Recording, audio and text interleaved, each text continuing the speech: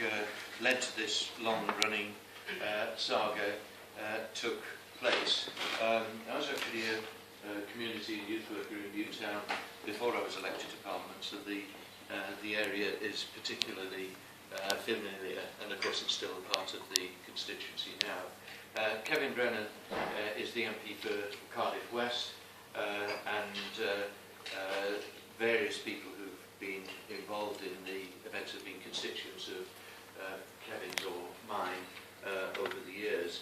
I've known Satish for a very long time, and it seems even longer. I think most of you will know that it's possible to have quite lengthy conversations with Satish. I think you will know that he's a person who, once he gets his teeth into something, doesn't let go. It could be described as obsession, if you wanted to be unkind, but actually looking at the events and the things that have happened and the time that's gone by and the obstacles that have been in the way of the truth coming out in a variety of different ways, a lot of things wouldn't have come to light if it wasn't for that sort of obsession. In particular, I pay tribute to Satish's concentration on the forensics during the first decade or so, because if there hadn't been that concentration, some of the evidence simply wouldn't have been there at the later stages. The fact that the stuff was secured, which was very much at risk for a period of time. And I do pay tribute to the fact that he's stayed with the case for as long as he has. We're in the situation at the moment where there are still a lot of questions to be answered. At the moment we have a number of inquiries following the collapse of the case in the High Court. There's the inquiry by the Inspector of the Crown Prosecution Service, Mike Fuller, the former Chief Constable of Kent, who is undertaking one sort of inquiry into the events leading up to that collapse. The Independent Police Complaints Commission has an investigation into why it was that a file wasn't available at the point where that happened. And there are a couple of other pieces of investigation that are going on into the more recent, there's one other into the recent events, and then finally there's the investigation into the whole process, which is the major inquiry that the Independent Police Complaints Commission had undertaken, which of course had to then stay in abeyance while the prosecution was taking place. So there's still more to come out. But what we're here for today is the launch of the second book that Satish has produced. So you're very welcome to that. And Satish, would you like to run through things, and then there'll be a chance for people to comment and question. Okay? Yeah. Right. Go. Well, first of all, thank you all for coming here today to help me launch this book. When I first started on this case, it was actually the first I'd ever actually investigated. So, as you can imagine, it's all downhill from there when you get a case as good as this.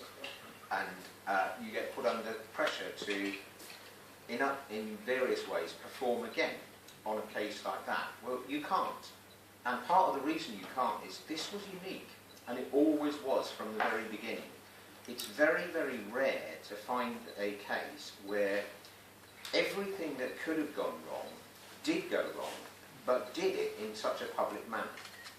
It's astonishing that you could have a case where the police are looking for one white man for nearly 10 months and then arrest 5 black men, and nobody's saying, what? How did that happen? And to do it in such a manner when you have one of them having an alibi that he was working on a ship 8 miles away, and 11 people at least, Roger will correct me if it was more than that, were saying he was working on that ship 8 miles away, or that referring to work that he had done. Then you find out later there is a lot of scientific evidence that was consistent with one person, and that person being a man, having committed this crime on his own.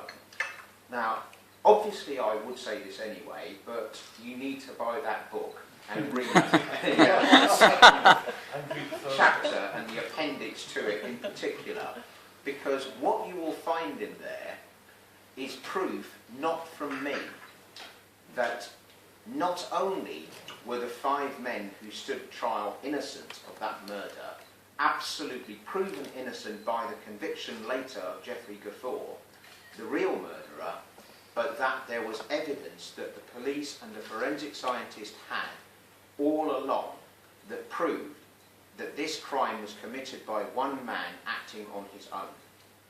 And that evidence comes from Professor David Barclay. He reviewed the scientific evidence in this case, and he makes a very, very telling point. And that is, there was a lot of blood in that flat, most of which came from Lynette, but some came from the murderer.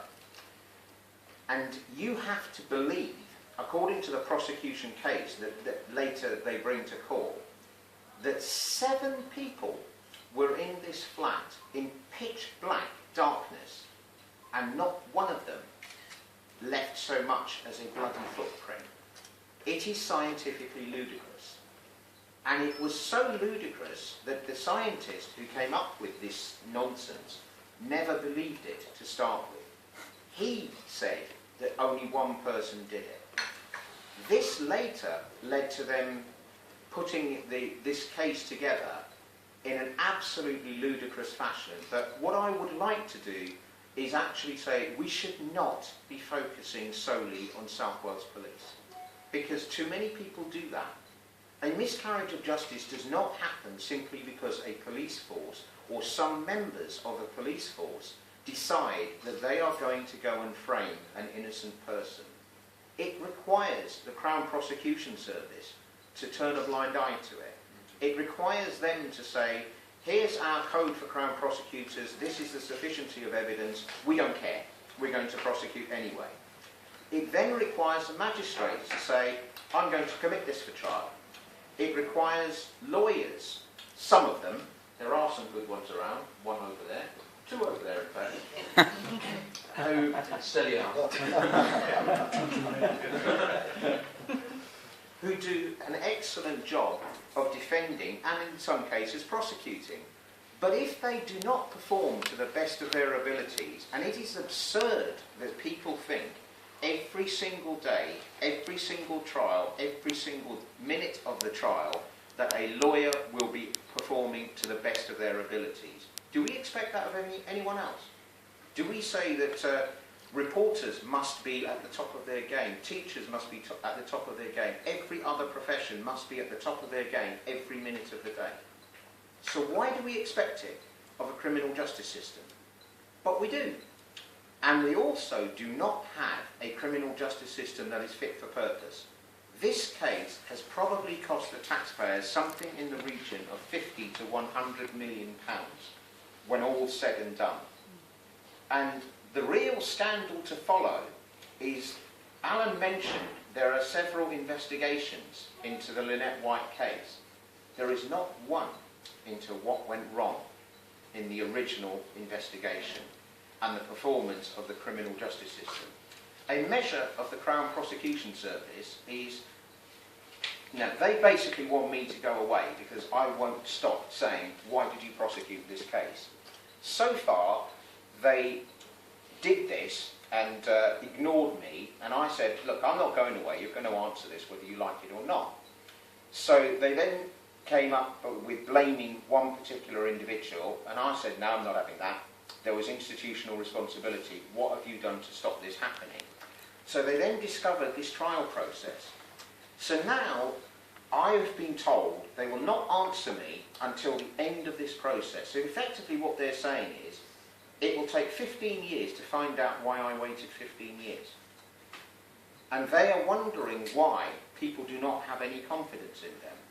The fact of the matter is, the whole criminal justice system is unfit for purpose, and there must now be either a public inquiry or a Truth and Justice Commission into the whole functioning of the criminal justice system in this particular case, because what you will see from this case is there are many, many victims of it. That includes the Cardiff Five, it includes their family, it includes the people of Wales, and most importantly of all, it includes Lynette White and her family. There is no aftercare that has been provided for them. This is scandalous. If we are prepared to spend as much as we have on this particular case, why is nothing being spent on the victims of this crime?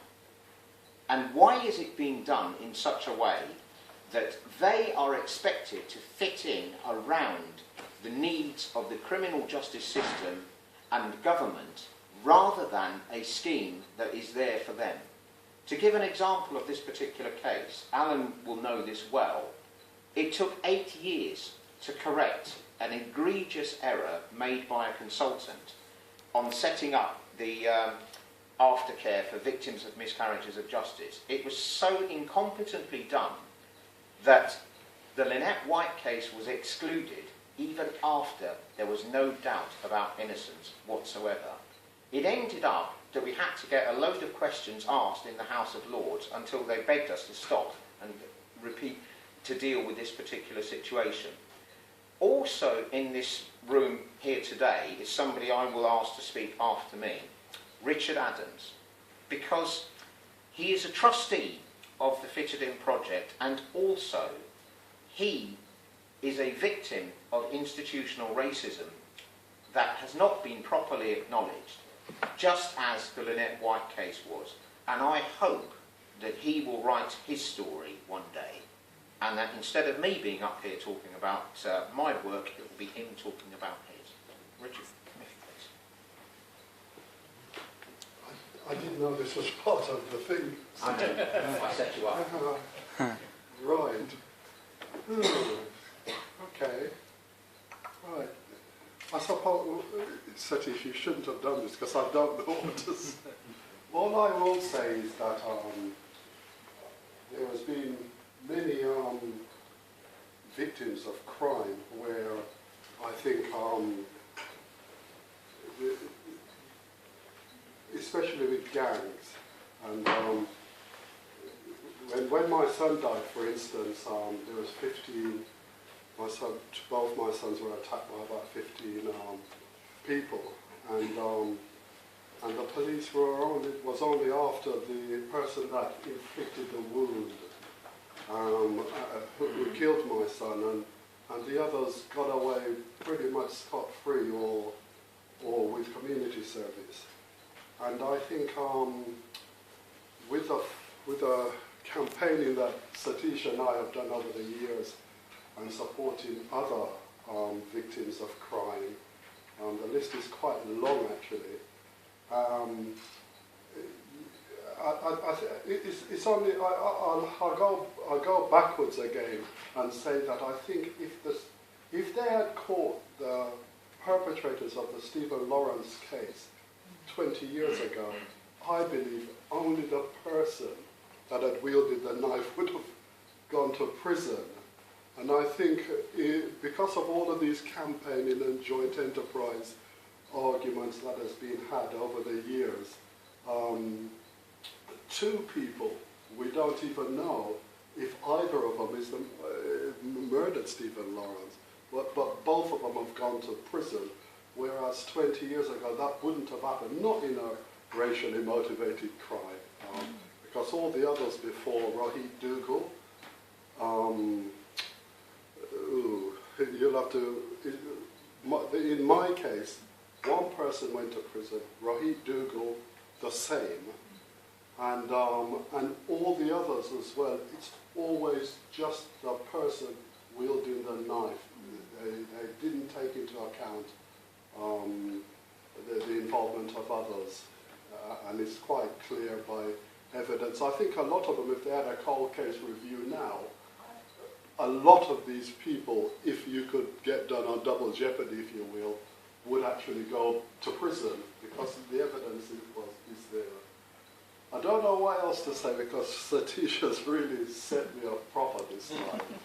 And He's good at that. yeah, but Satish and myself have been campaigning on loads of different things, and we've been looking to set up loads of projects that will engage youngsters like Dwayne Brooks or my son at the time, because my son went totally off the rails. He's 36 now. He's a father of 4. He's a single parent of a son who's 12. And he's just got his act back together. I mean, he was traumatized for 20 years, if you like. And I think that Dwayne Brooks was not dissimilar. He's come out the other side now. He's a counsellor and doing all sorts of things. But I think that a lot of these victims are just left, like Satish was saying. My son, and in fact my daughter was 6 at the time, and she struggled for 20 years as well. She's just come out the other side. And I think myself, I'm not the same person anymore. I think that I've gone from being quite a passive person to homicidal, back to being passive again, perhaps. I don't know. Been through various emotions and things, and you know, and also a lot of us at that time in that area were pulling back our children from getting back into trouble, because quite a lot of these young black men especially were alone, or they had only a mother looking after them, and they were fighting these battles, a bit like when Satish suggested that the police, the perpetrators alone, is not only to blame in all of this, because if there were deterrents and police prosecuting, and the CPS following through with prosecuting all of them rather than just one wielding the knife and so forth, I think my son might have been saved. And a lot of these young boys at the time were very isolated. My wife and I, loads of other family members, Satish, Dev, Bara there, we actually moved quite a lot of families because they were vulnerable and in danger, and they were being beaten up. And the flip side of all of that is that young black boys' arrest went up. While this community was under attack, and we were moving them out, and police was arresting them at regular intervals, more so than before. So it was the CPS, the police, the local authority really failed my sons and all of these young people. And I think those are the type of things that Satish and myself have been working on, over many years. Dev, we physically had to move people out for their own safety. We had people living at our house. We've just lost a son and all the rest of it, and we had to take victims on with us because there wasn't any support there for them. And that's why I've always admired the work of Satish and everything he does, and I think quite a lot of the injustices that is written about in both Satish's books, I have sampled firsthand by the judiciary. Anyway, I think that's about it really. If I'd written something that it might have been more exciting for you. So,